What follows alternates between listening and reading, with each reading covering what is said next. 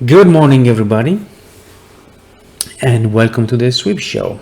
My name is Nick, and with this presentation today, we're gonna talk about one of my favorite setups in the ES S&P Mini 500 future. And like the title say, identifying real-time high probability breakout plays with bookmap and order flow reading. Okay, so before we move on, I have to go through the disclaimer real quick. We are not a financial advisor or a broker dealer. Neither ScottPuccini.com nor any of his officer, employees, representative, agents, and so on and so on. This is for educational purposes only. Nothing that explained here is for recommendation or any solicitation of investment advice. So keep that in mind before we move on. So what exactly is a breakout? So for definition, a breakout refers when the price moves above a resistance area or below a support area. And the level of support resistance can be seen by a strong level of liquidity where lots of resting order provide big supply demand and needs more effort to be taken by aggressive orders. So a strong level of liquidity can stop the price from continuing on its path for at least for a while until the aggressive traders can recharge and take all the liquidity. And this doesn't matter if it happens to the upside or to the downside, against resistances or against support, and the behavior is the same. Okay, so for example, we're also gonna go through live example, not just only through slides, but we're gonna get there, and I'm gonna explain exactly how to see what I'm talking about. But as you see, like in this picture, you can see the liquidity level, the strong liquidity levels where they are over here in this red lines. Okay, like a 30-15 and around the 30-20 areas for ES, and here below at 308.25. So those are the stronger resting orders that have been there, long-term liquidity levels that are over here that have been sitting there for quite a long time. So we can expect that if the price gets there and those orders are staying there, they will provide a short-term pause, and aggressive traders will need to you will need much more effort to break above this level and continue higher. Okay, and we're gonna see exactly what happens once we get there. Okay, so before we go on, also I want to talk about how to set up the platform. How I have it set up so that everybody can see exactly what I see. As far as the heat map settings and the volume dots that we're going to use to identify the volume and what happens, and the DOM and the columns of the DOM. I have the current order book that I limit to the first 5 levels above and below. So in this here we got the pulling and stacking column, got the bid with the depth of market, the volume profile, for the offer, for the bids and for the offer, asks with market depth for the ask, then volume profile that I use just for the chart, and the session range volume profile. I like to have both of them so that I see the entire session range volume profile. But if I want to zoom in into a smaller time frame, a smaller time window, then I can see the specific volume profile for that time period that I look at. And also here are the settings that I use for the DOM elements. Okay, the one that we're going to look at is mostly this, the quotes delta, show the bid and the ask, and I set the maximum depth to 10 levels above and below, and split display. This is the most important thing that we're going to look at. We're going to look also at the volume and the ordered book, but this is the quotes delta is going to be one of the key elements to analyze the volume, okay, to analyze the market participants. And here you go to the pulling and stacking column. So what happens is when a trader pulls an order from the book, it means that he shows no intention to trade. And on the other side, when a trader adds an order to the book, he shows intention to trade, to get involved. Okay, so when you see traders stacking more orders on the book, that shows clear sign of willing to enter in the market and can be identified in particular around strong levels. And when you see the traders pulling their order from strong liquidity levels, that indicates weak intention of being in the trade. Okay, and so let's move on to the next slide, which is the aggressor volume. So the aggressor volume is the volume that you can see on the volume dots. So I have it set up as delta dots on my platform, and so delta dots, as you all should know, is the difference between the buying volume and selling volume. So it shows me which side is more aggressive on one or the other, and as you can see here in this little downtrend, how much actually is a very visual thing, that you can see all these aggressive seller, they keep selling. There's a little bit of buying here, but the more aggressive are selling. Some buying coming in, but see, even those small seller, they are accumulating here. So a little bit of buying, then more selling and more selling. There's no buying over here, and they keep selling and selling and selling, and more aggressive selling again. So this is something to actually look at very closely,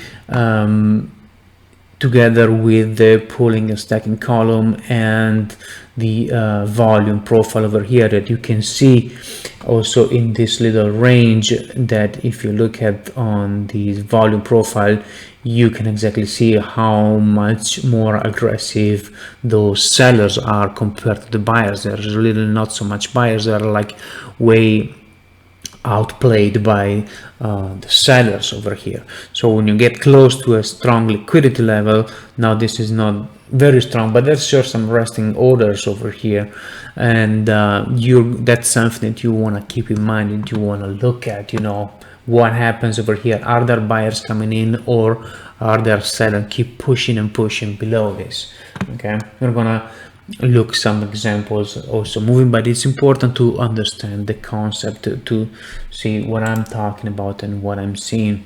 And even at the microstructural level, when you really zoom in, you can see every little transaction. You see there are, like in this picture, only a few buyers over here and way more sellers, and again a few little bit of buyers, but again more sellers, and some exhaustion over here. There's no interest of being trade over at this level, and they keep selling over here towards this support.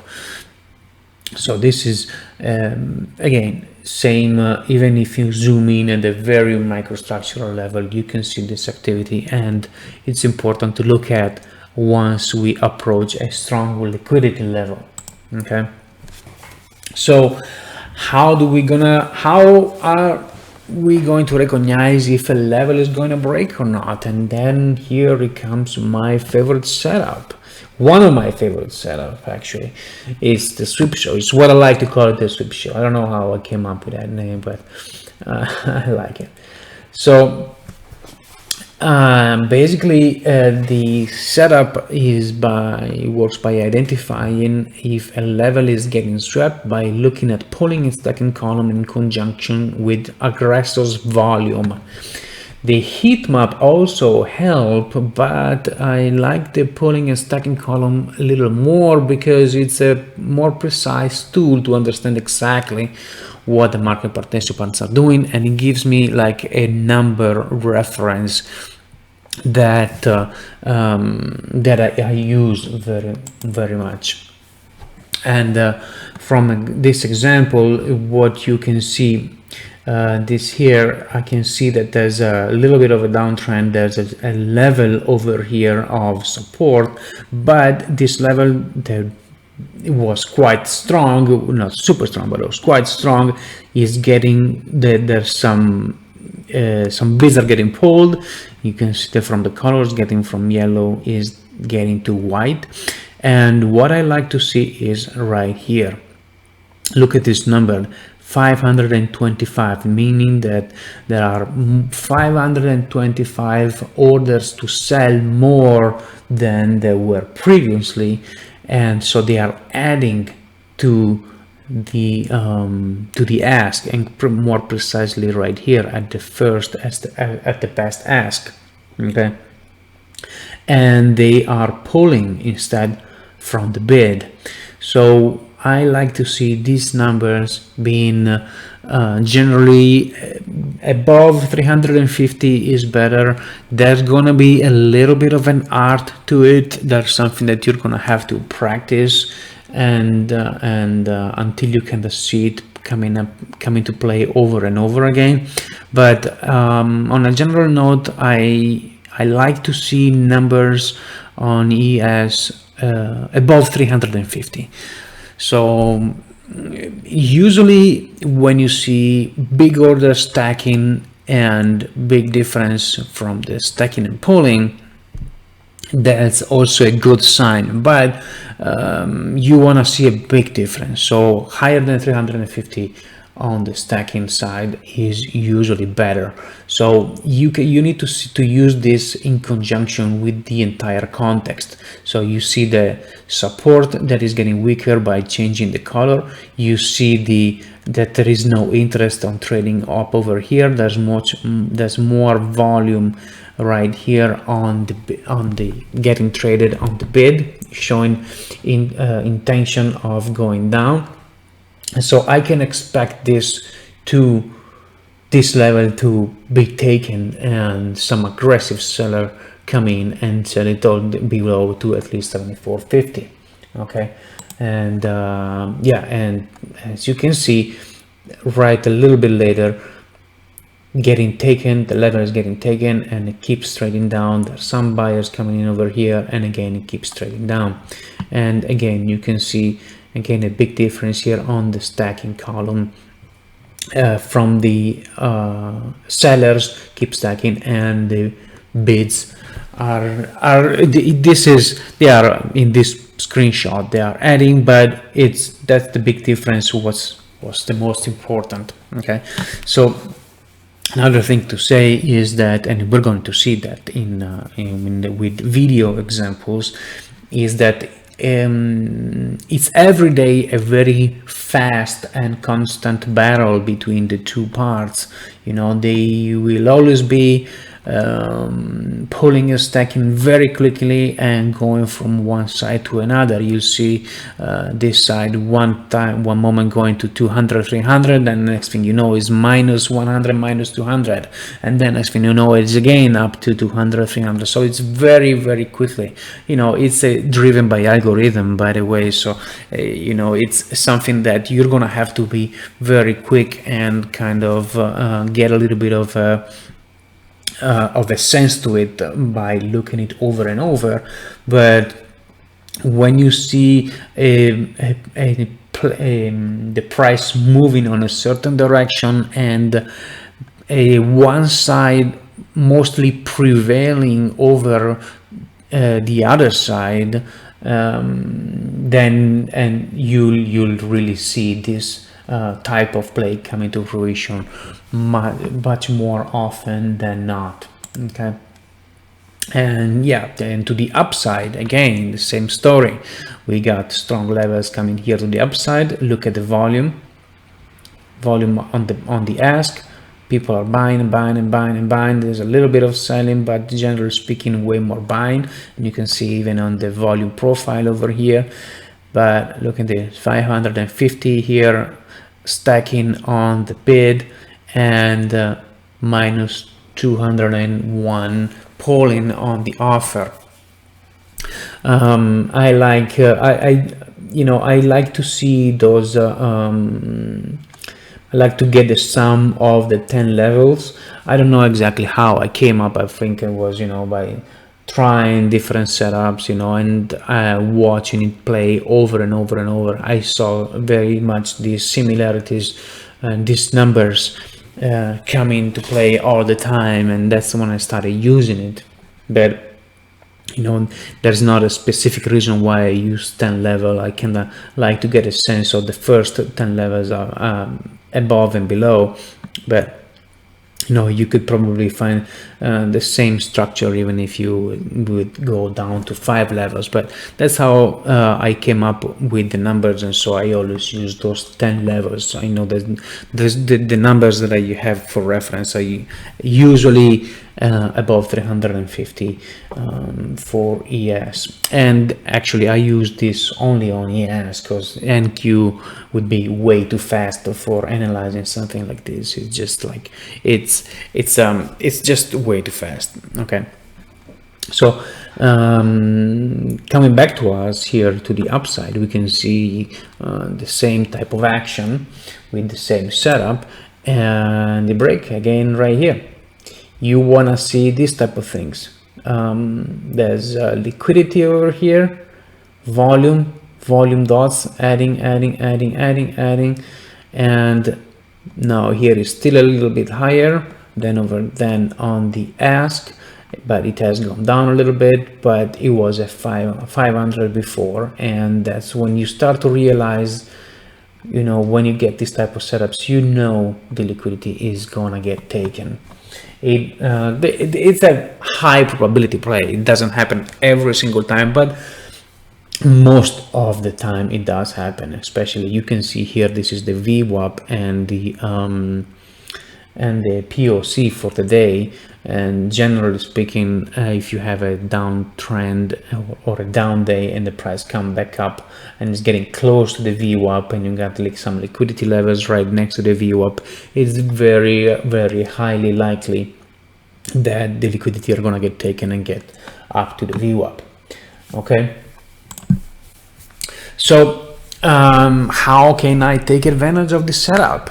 So this is mostly a scalping setup, so it's a very quick identify, get in, take your points, get out. Okay, most of the time, but in some cases it can be it can give you way more points if you are in trend days. But anyway, when you identify those sweep plays coming up, like I say here, the volume and stacking levels, stacking and pulling levels are above 350 or 400. The sweep can generally give the opportunity to take 3 to 4 ticks profit, 4, 5, it really depends, but 3 ticks in general you can take them. And if you are in a trend day, you can look for way higher, like go up to like 4 or 5 points, or even more, but but this is typically more like a scalping setup. And once you identify that come into play, you want to keep your risk around 2, 3, 4 ticks at the most. 3 ticks as an average. If you have a good timing, once you start getting good at it, you can keep it lower at 2 ticks. But 3 ticks as an average is a good risk. The probability for this to come into fruition is really high. So even if you have a 1-to-1 risk reward ratio, usually the probability for it to happen is way higher, because especially in trend days, as we'll see here in a second. So the best environments, like I was saying, the trend days are the best opportunities, because you will see multiple levels of liquidity getting taken and break very easily. Especially the ES is very strong. We very often have uptrending days. We don't have so many downtrending days. When they do happen, they can be very, very lucrative. But the behavior is pretty much the same, upside or downside. The behavior is the same. In fact, in uptrends, you will see a lot of traders trying to pile up on shorts and just keep getting squeezed over and over again. Is you will see in those uptrending days level over levels, and bam, they get swept over and over again. And in downtrends, you will see many traders trying to just buy the dip, you know, big levels on the bid, and there will be taken. You will see the ES going down and plunging, you know, and getting taken those liquidity. So those can be really rewarding, and those days when you get them, you can definitely look for more than 3 to 4 ticks, but you can look for getting to the next liquidity levels up or below. Or oftentimes also in reversal pattern, especially on V patterns. They are usually the most powerful. Those happens mostly in trend days. So when you have a trend down or a trend up, very likely on a trend down, and the ES like to reverse, because we know until we are still in a long-term uptrend. So every time that, or most of the times when we have a decent downtrend, you will likely see a V-shape type of reversal pattern. And all the traders that missed the trend in the first place, they will try to get in and be like, oh yeah, I want to get back in, get in short as well, you know, I don't want to miss this trend. But they will be late. They will be late, and they will have fine ES coming up against their face. And the same in the rally, they're gonna get run over. Now you'll see the price go up in a trend up day, and then towards the end, if it does come down, people will be like, okay, I want to get in here, bam, and it comes down all the way to the VWAP or lower. So, and you will see that happening. Those are the two best environments where you can see this type of sweep plays, trend days and on reversal patterns. In fact, obviously in range days, those breaks are less environmental, less powerful. You will see them less. So it's better to find those plays and play them on specific environment, on specific market conditions. Okay, when you see big trends or when you see reversals, they can happen very, very often. They happen every single day, to be honest, but they can be less effective. So don't try to look for many points, you know, during range days. If you can get 2 or 3 points on a small sweep during a range day, then it's okay, but don't look for much more than that. Also, another thing, look for level to be tested multiple times, like we have seen before on when the price approaches a liquidity level. Look for it to be tested. It doesn't have to, if it just get to the liquidity level one time and then comes back, obviously it doesn't work. But if it stays there and it tries to test it, and you see the accumulation on the volume, on the aggressive buyers, and they constantly try to accumulate and break, and that is a clear sign that the break is going to happen. Okay, so let's go to some video examples now. Okay, so I got some video examples that I recorded a while ago, and as you can see right here, we got some sweeps coming up, and there we go. I mean, you can see it exactly right here. They got some volume. This was an uptrend day, as you can see over here. Very nice big uptrend day, and like I was saying before, liquidities on the ask, you know, trying to fade this trend. But when you get here, that's what I'm talking about. Look at the pulling and stacking. Look, 470, 500 minus over there.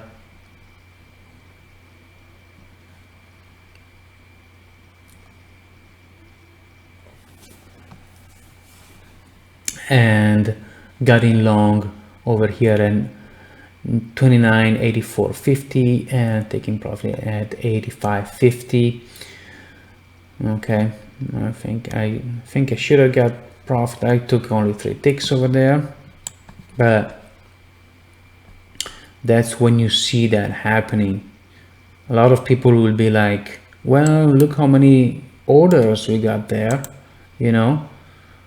Let's get in short, you know. Let's see this resistance, let's get in short. But when you look at the volume, what's happening inside, you will see that they want to break it.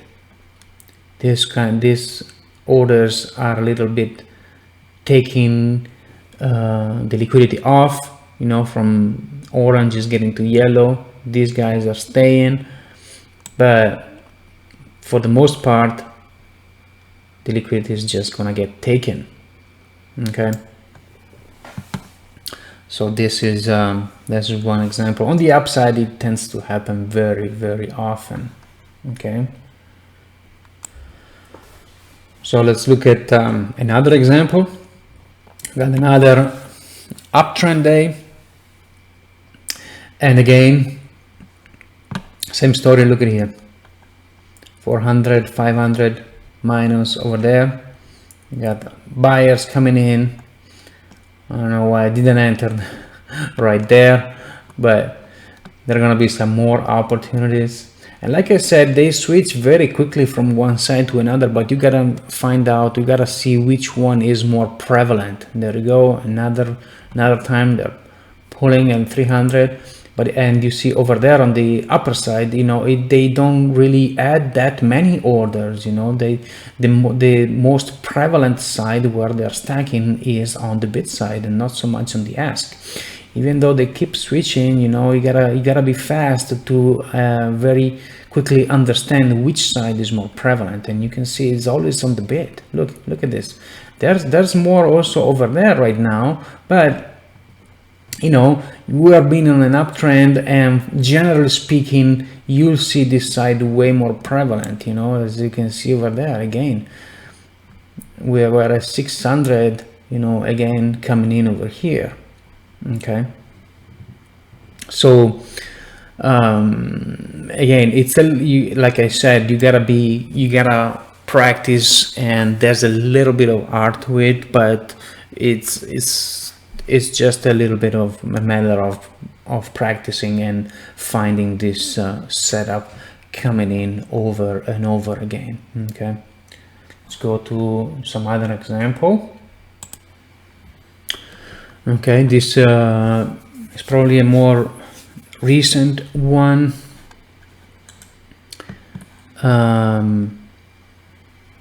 This is probably looks a little harder to detect. Those numbers are not as high as in the previous examples, but again, this side is way more prevalent here. 300 against 100. You can see the constantly adding more. 360 there was over there, and you'll never see those numbers stacking so much above, you see. And that's the opportunity of the sweep coming in right here. You'll see this happening over and over again.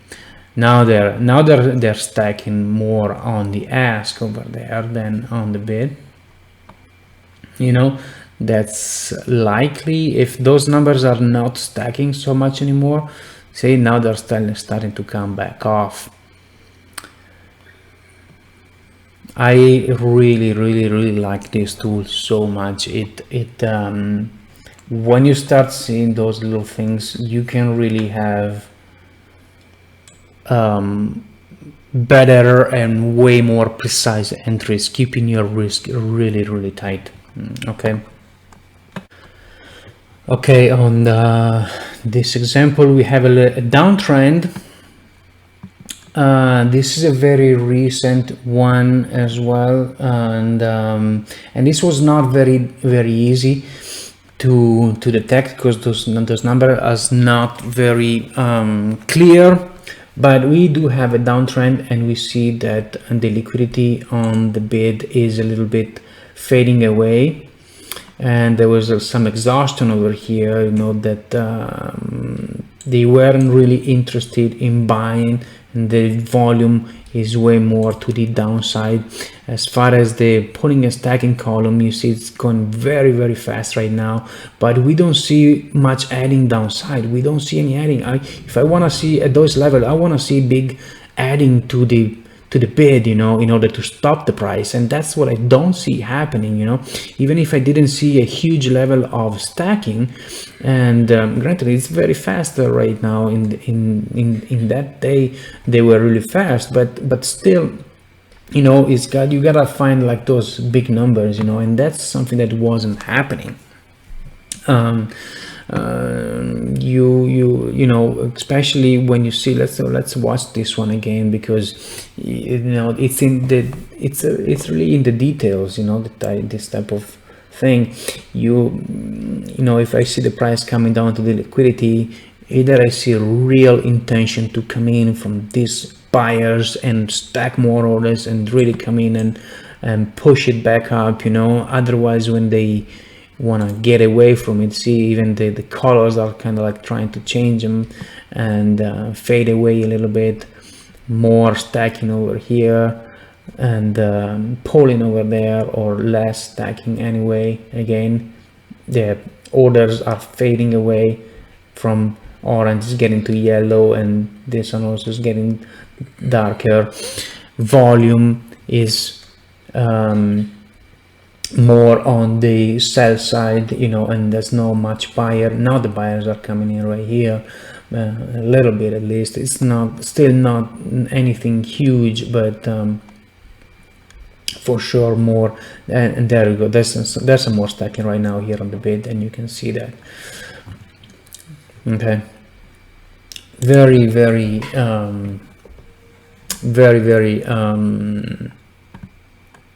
important metrics. You gotta be quick. It's something that with a little bit of practice, it's a highly effective. This trade gave me I think it gave me 2 points or 2 points and a half, and I just keeping the risk really tight, because even though I didn't have a stop loss right in place right away right there, but sometimes it happens that if I don't put a stop loss and I just get out immediately if the price doesn't move away in my favor, and this was one of those times. Okay, so this is another example, a little bit of an older one. Got a downtrend day, and let's go a little bit more forward. Over here I'm taking a trade, even though the conditions are not exactly there. I kind of anticipated, I'm assuming on this trade, I kind of anticipated the liquidity to be taken, but there would have been a better moment. You see those numbers stacking on the offer. There you go, they're pulling, and that's when you get your sweep. Okay, move the stop loss closer. There we go. There are some buyers coming in there. Should have gone out. There I should have gotten out a little bit quicker. I think on this trade I held it way longer. Oh yeah, I held it way longer because there was a downtrend over here, but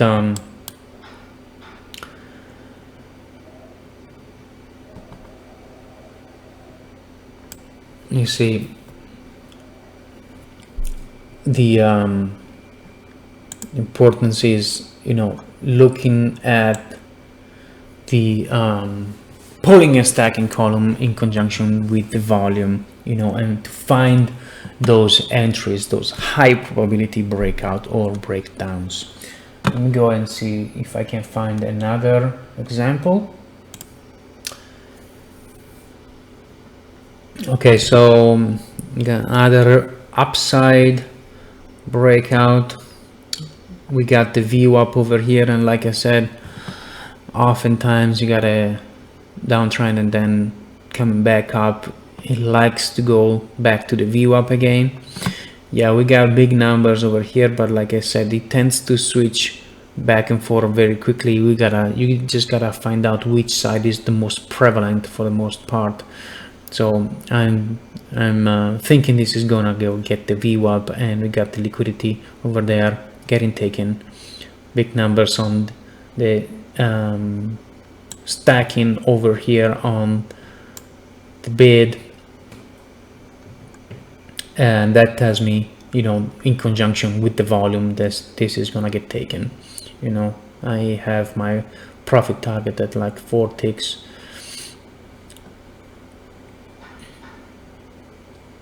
Here it is. Move it back down to like, yeah, now it's 4 ticks. Big numbers again here.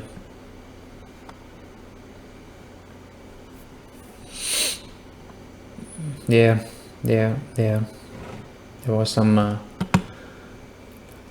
bid imbalance over here before taking that level.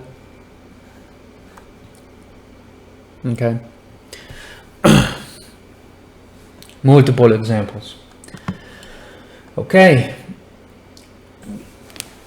so how do we manage these trades? So in trend days, you wanna be able to have at least one contract to let go.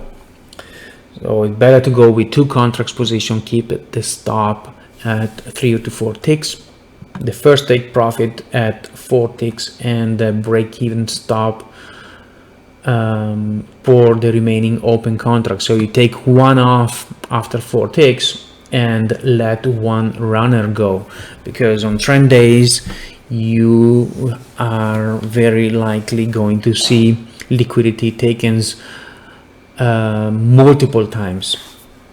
Look for the same pattern and higher liquidity in order to take positions off and repeat the play. So you'll take you let the one runner go after you take those first 4 to 5 ticks profit, because on those trend days you can get really multiple points. Take that contract off at the first touch of the next liquidity level, and then wait for the pattern to repeat. I wouldn't say just keep the runner going, because at the first touch of the next liquidity level you could get a reversal pattern. So just take your profits. You know, you started off with the 3 to 4 ticks risk. So if you get 4 or 5 points from one liquidity to another, one liquidity level to another one, you want to take that contract off, you know, and then see and if you can get the same pattern. Okay, while on reversal patterns, so like from downtrend coming back up, or from after uptrends coming back down, keep again the stop at 3 to 4 ticks, and just get in the full position in and out. Don't look for a runner. You could get a runner. Sometimes you get like a real big time full reversal, but those are very rare, especially like if you have like a downtrend and then a full complete reverse all the way back up to go break the previous highs. Those are they can happen, but don't expect them to happen all the time. So just better to get the full position in and out, take the target to 3 to 4 ticks.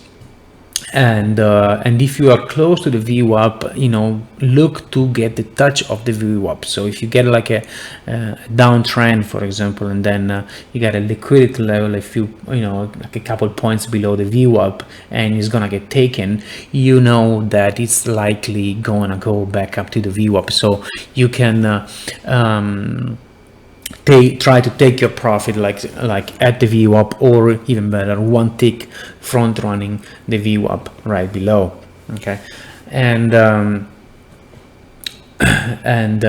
so like I said here, during trend reversals, ES likes to get back to the VWAP, and late traders, they usually try to get back in the trend very late. Okay, again, do not stay in a losing position.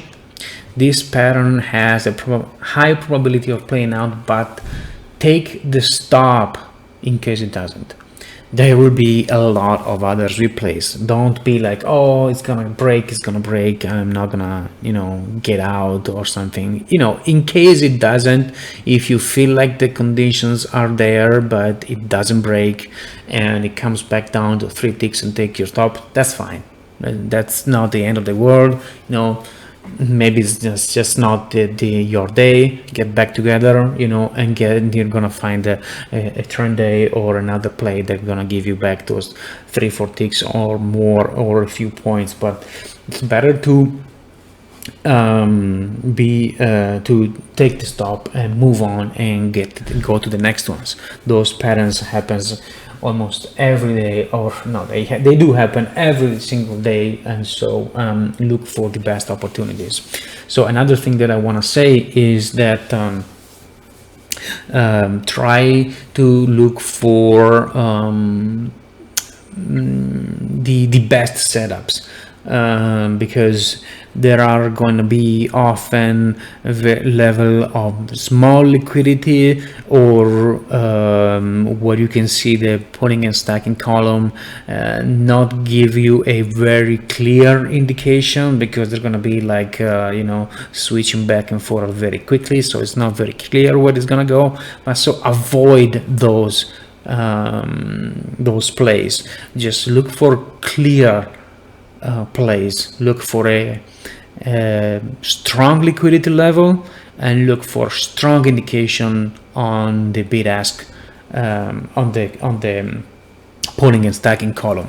Strong indications. Okay, just look for the beautiful setups. Okay, and not just for anyone. Okay, very important. Okay, so that was it for this presentation on the sweep show. I don't know anybody, honestly, who uses this kind of setup. This is something that I have studied and developed by myself, and does work wonderfully. Make sure you practice, and don't hesitate to send me an email or get in touch with me on the site if you have any questions. Okay, thank you very much, and I'll talk to you soon.